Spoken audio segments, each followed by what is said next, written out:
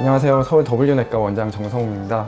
오늘 준비한 내용은 많은 사람들이 한 번쯤은 겪어보고 일반적으로 다들 고생해봤을 법한 내용인데요. 오늘 주제는 변비입니다.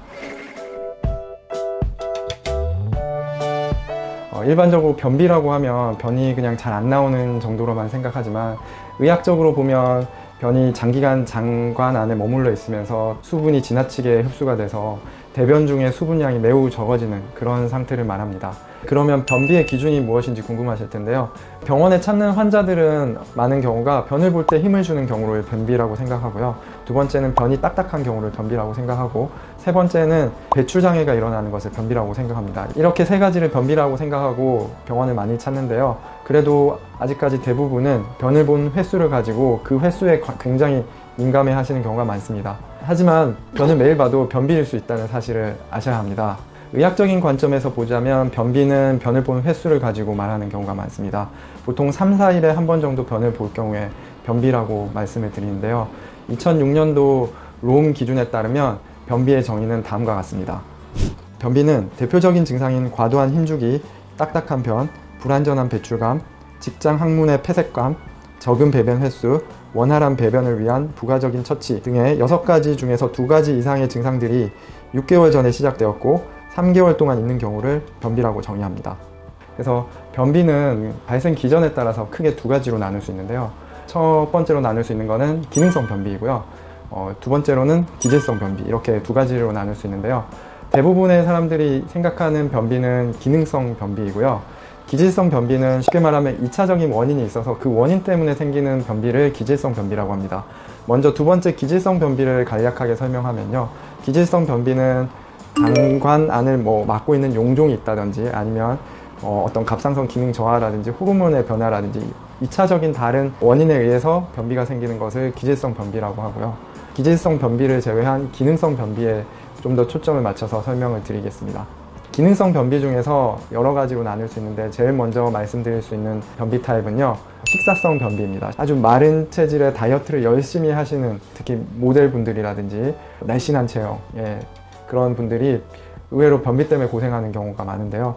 이런 변비는 총체적으로 식사량이 굉장히 적어서 생기는 변비입니다. 그래서 전반적으로 섬유질이 적은 식사를 하거나 편식을 하거나 아니면 굉장히 소식을 하는 경우에 이 식사가 제때 들어가지 않으면 장 운동이 이어져서 이렇게 쭉 내려가지 않기 때문에 한참 동안 장에 대한 신호가 오지 않습니다. 그래서 이런 분들은 식사를 걸렀다가 한 번에 먹거나 이런 거는 금지하시고요. 적은 양이라도 규칙적으로 반드시 드시고, 이 규칙적인 식사에는 반드시 섬유질이 많은 야채나 과일을 의식적으로 더 드시도록 노력을 하셔야 됩니다. 두 번째는 직장성 변비, 습관성 변비라고 하는 건데요. 반복되는 배변 자극을 무시해서 생기는 경우가 많습니다. 예를 들어서 화장실을 갈 때 잡지책을 들고 들어간다든지, 요즘에는 핸드폰, 유튜브 방송을 본다든지, 인스타그램을 한다든지 하면서 볼일 보는 시간을 여러 가지로 같이 사용하시는 분들이 있는데, 이런 습관들은 굉장히 안 좋습니다.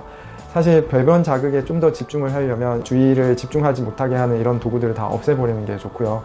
이런 배변 자극들을 굉장히 무시하게 되면 습관성으로 증상을 훨씬 더 악화시킬 수 있습니다. 그래서 보통 화장실에서는 8분 이내에 볼일을 마치고 나오는 게 좋고요. 규칙적인 시간에 배변을 하시는 습관을 만드는 것이 가장 중요합니다.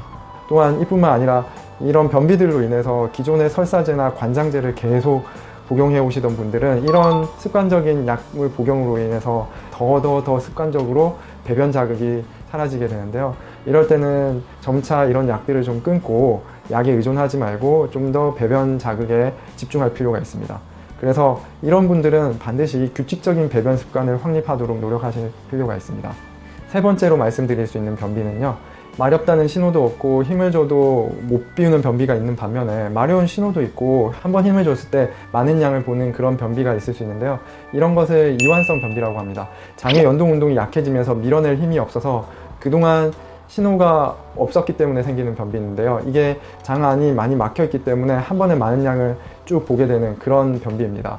그래서 환자들은 변을 많이 봤기 때문에 나는 변비가 아닌가 보다 라고 생각할 수 있는데요. 사실 이런 것도 변비의 일종이라고 볼 수 있습니다.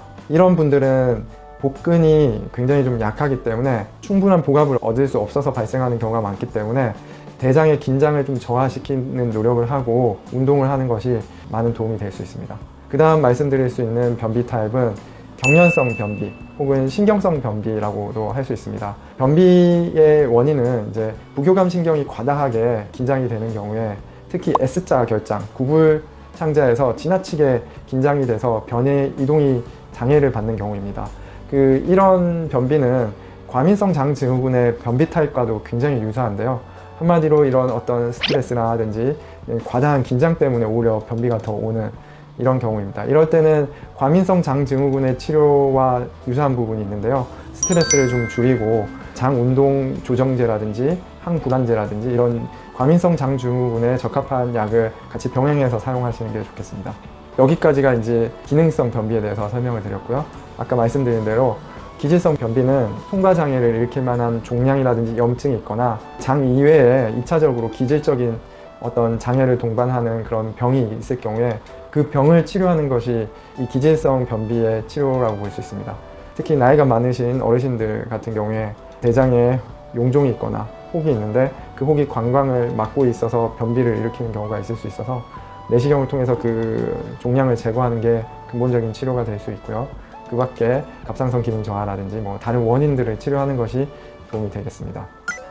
화장실에서 변비를 해결할 수 있는 팁을 말씀드리겠습니다. 조각 작품 중에서 노댕의 생각하는 사람이라는 작품이 있는데요.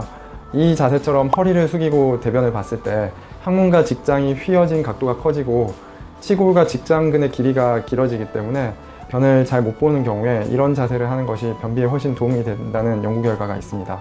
변비에 대한 정보를 몇 가지만 더 말씀드리도록 하겠습니다. 변비를 방치하면 살이 찐다?